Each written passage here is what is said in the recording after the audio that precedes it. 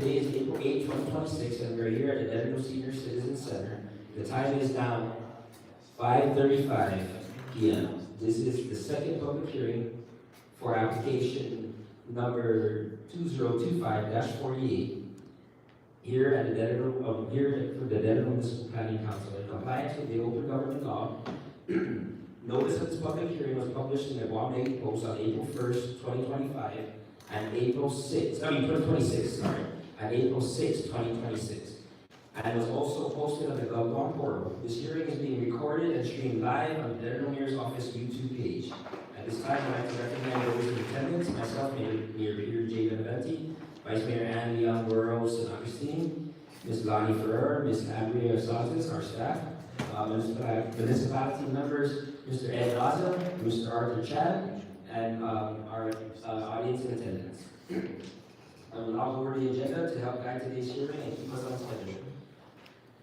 Remind you, this is the second public hearing for application number 2025-48, represented by, applicant is Ms. Kathleen Sorensen, represented by Mr. Swavely and Mr. Kyle Moore. Today, Mr. Swavely, you have the floor, sir. Thank you, Mayor.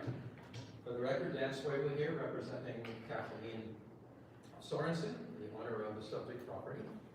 I'm joined by my associate, Mr. Kyle Moore. I am happy to pick up, for the most part, where we left off before, but there are certain things for the record I have to say. That being, this is a public hearing required by law to rezone property. This is the second MPC public hearing, and I started just a couple minutes ago at 5:30. The subject property is about 3 acres in size, about a half a mile due west of the Mystic Road intersection, and it is now vacant. There are vacant properties on either side, and across the street is the Andy South track. The property is now zoned commercial. It has been so zoned for the last 30 years, no substantial development has ever happened. Similar, in fact, to the properties both north and south on that side of Marine Corps Drive, many of which are vacant, a few which have some large developments such as Prestige Auto, American Grocery, and Ace Auto Supply. So in looking what could be developed there are two popular land uses right now. One is housing, and another is construction, warehousing. Right? Now, these are both popular land uses. There are several proposed projects right now. I'm handling a number of subdivisions and apartment houses and things like that. It's good. It's still a little bit of an issue about can we make them affordable, but we're working on that. But we feel like the best temporary use for this property would be as a construction warehouse. And construction warehouses are allowed in an M1 zone, light industrial, and that's the zone for which we are proposing our property. Okay, light industrial.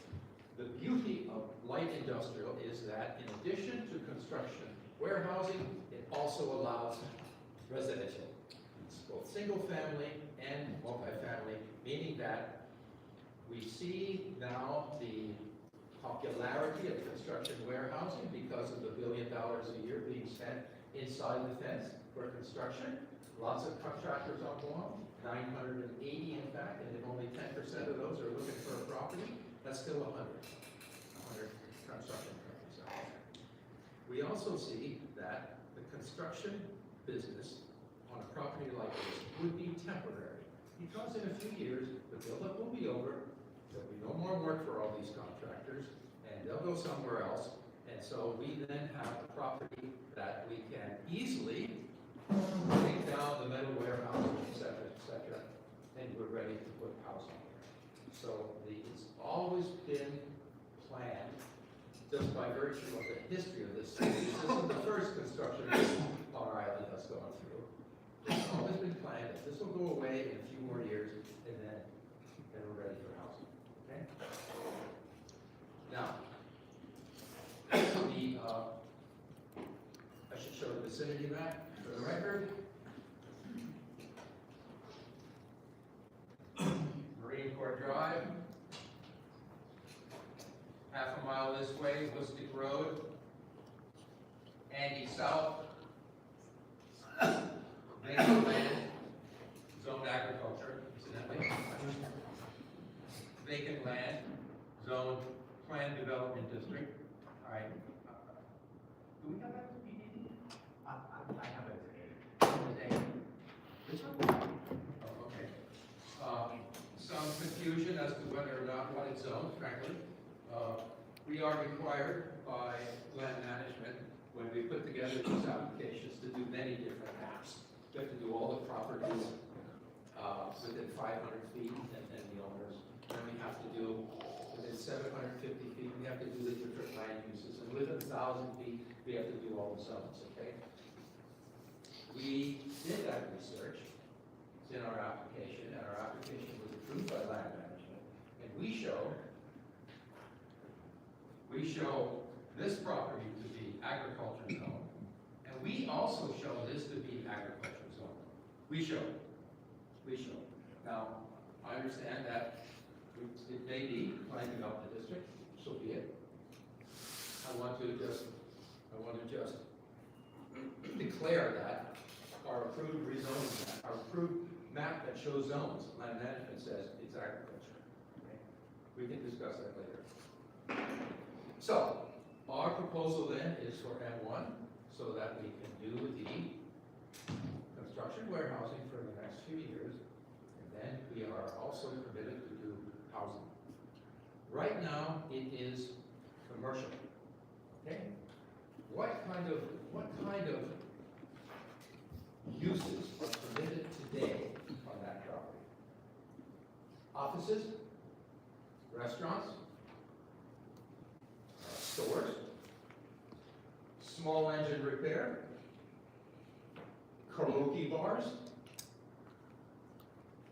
any type of commercial use that we might see now going up and down Tumon, for instance, a lot of commercial there. Go up and down Marine Corps Drive, a lot of commercial there. Those are the types of uses that are permitted today. But it's still vacant. 3 decades later, it's still vacant, meaning it's not a good place for that.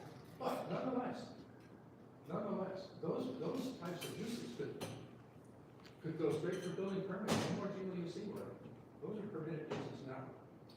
So a commercial use is not benign, right?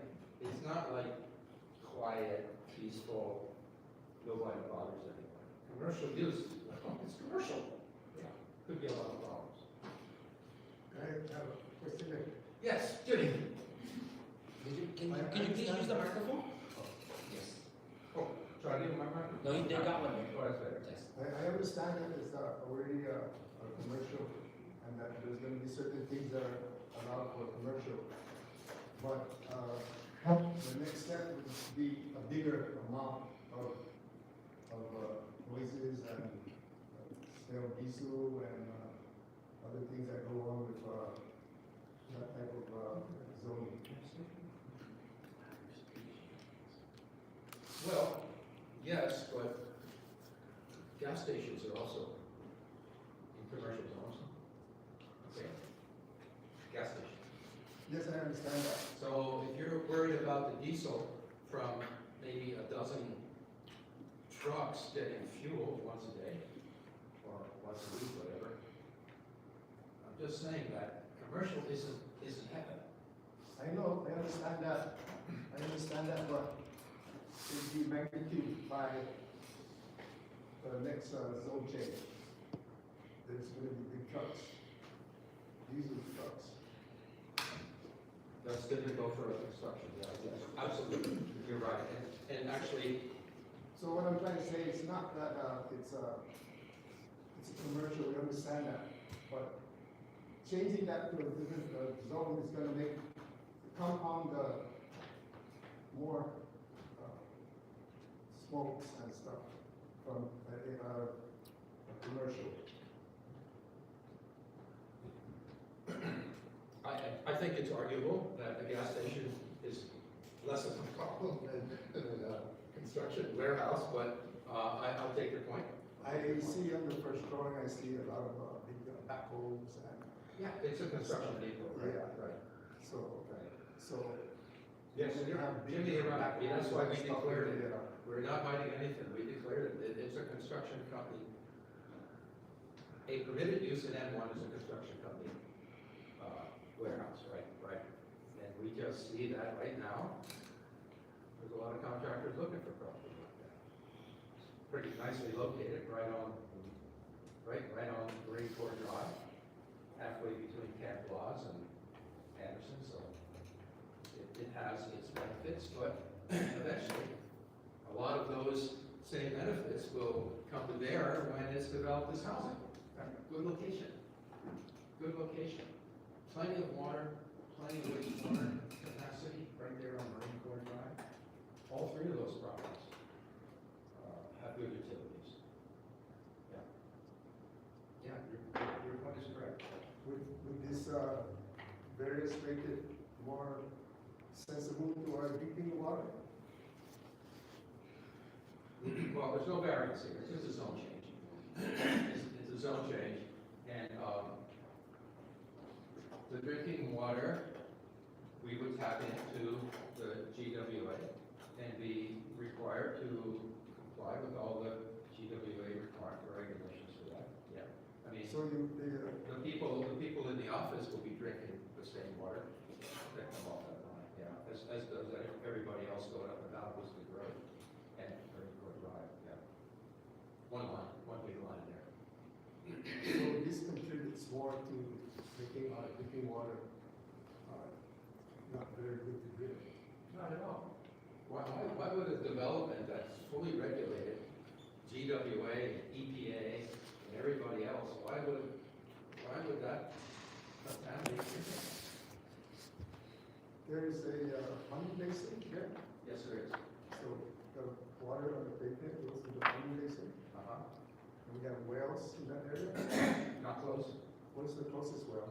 There's several in the Worcester area. What would be the closest well? I'm not sure, but I can tell you this. If there's any possible contamination from a ponding basin to a well, we won't be able to build there. If there's any possible. That's not required.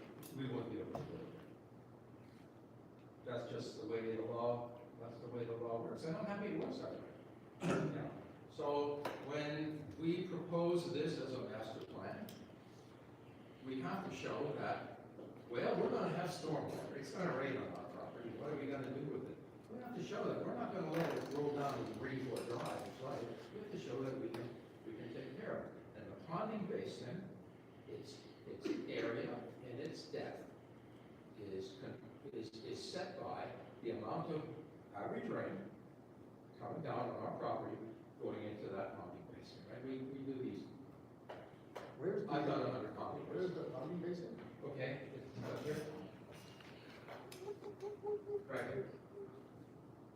Because there's a gentle slope this way. So, That's There's the ponding basin.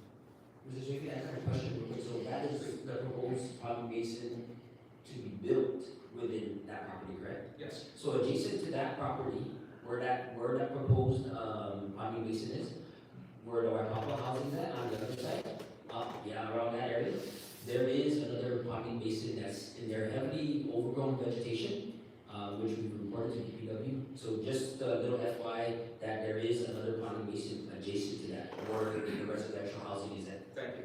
We are required to contain our stormwater on our property. But I can tell you this, you can do a Google map search, and you will find 1,000 ponding basins in Dededo, because every development has to happen. Yeah. And it's not just, oh yeah, let's throw our water into this hole, and see what happens to it. No. We have to do, for instance, where we want a ponding basin, we have to do corings, so that we understand the substrata all the way down, all the way down, and then we have to calculate what is the rainfall for that area, what is the LQ, what is the volume of rain that goes into that average and peak rain. And then Public Works either approves it or disapproves it. If you disapprove it, they maybe do it wider or deeper. And that's how we end up with a county-based design that goes, number one, is big enough to take care of all the stormwater on our property, and that flows from other properties onto our property also. And number two, is within the safe EPA limits above and away from gardens. That's the way the process works. Good questions, thank you. That's it? Next question? Who's first? Yeah. So anyway, this kind of concerns me because you have a lot of big trucks in the back there and you have all that blacktop coming this way. And our properties are lower properties, so if there's any problem there that might overflow to our properties. Okay, so to answer We that, had some issue there with. right, there will be no issue for this reason. Maybe in the old days it used to be, but not any longer, because we must prepare a grading plan, right, which determines the final slope of the property. And in properties like this, where there's lower properties around it, we're required to put in a berm. And when you say it just flows down like that, much of this stormwater, starting from up there to get down here, does not sheet flow. In other words, it does not just like come down there like a river. There will be catch basins, not represented on a master plan like this.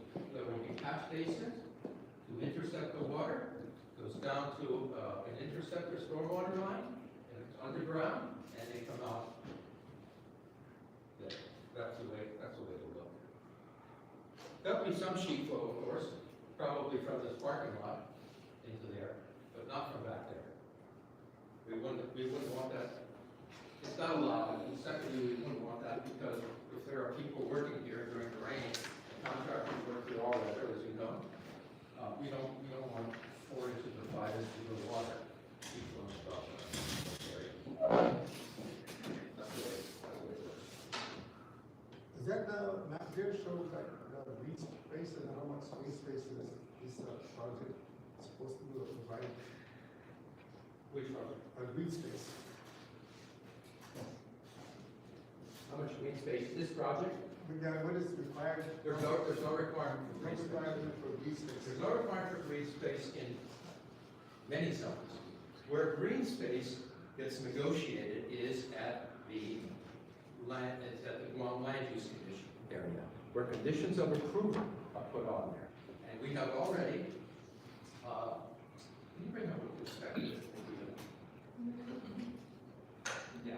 So we've already master plan, green space buffer, all the way around, yeah? And then up here, which is not our property, but we want it to look nice. So that is what we are proposing. Now, the Guam Land Use Commission can say, it ain't enough. I want more, okay? And then what else? And then that will be a condition of approval, meaning that unless we comply with that condition of approval, by the time the building permit application comes around to land management, they're gonna check it against those conditions of approval. And if it doesn't comply, they do not sign off on the building permit, we don't start all over again. So, for sure, we take those conditions of approval very seriously. And if what you see, for instance, tells you that we should have a 15-foot buffer area along our perimeter rather than 10 feet or something like that, please make that proposal to the land use commission. So the buffer zone is that part of the green space? The buffer zone, is that going to be part of your green space? That is showing us? Yeah, but like I say, in an M1, you won't see anything about green space requirements. It's just not there. Look at Marmon Industrial Park. Does that read out to you as green space? No. So that's kind of like what it is. You don't want that industrial type of stuff in our neighborhood that doesn't have all this green space. There's the green space we're suggesting. If you think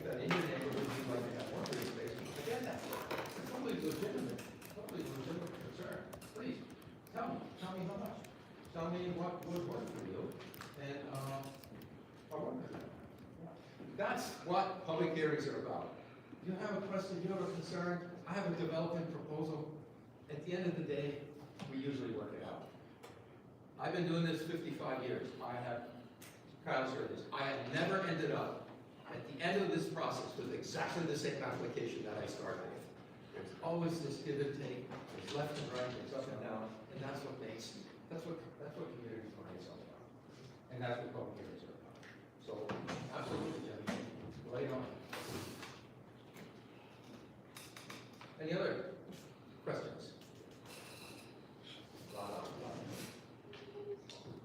Do we have any other questions for Mr. Swavely? Audience? FEC members that are present, do we have any questions for Mr. Swavely? Okay, with no further questions, Well, I actually did have an extra question. It's only an 8-foot setback from our side of the property, bordering our property, it's only 8 feet. Yeah, that's the law. You want more? Well, you know, even if we're back, more setback doesn't really take away our concerns with industrial being right next to our residential. Technically, it's not. Industrial is an M2. And also, it's a chain fence, you know. Yes. So, that's not helping, being that industrial separated from residential. Okay, I get that, but understand this. When we did the zoning map, the property you're talking about reads to us like agriculture. Right, that's what it says. Okay, so here I am, I've got agriculture here, I've got agriculture there, well, you know what agriculture is. So I'm thinking, chain link fence is appropriate next to agriculture. Now, if in fact, you are gonna put housing there, I don't think that is appropriate. I think we should put a better fence there. Right? Now, we can only go 6 feet. That's the law.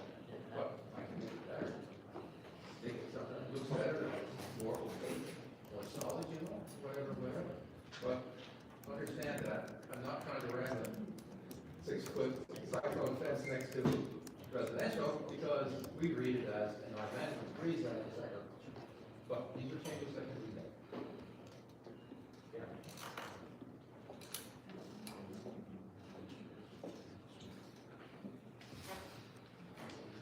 okay, any more further questions for Mr. Swavely? Audience? FEC members that are present? So there's no further questions. It is now 5:55 p.m. and I call this second public hearing for application 2025-48 to adjourn. Thank you.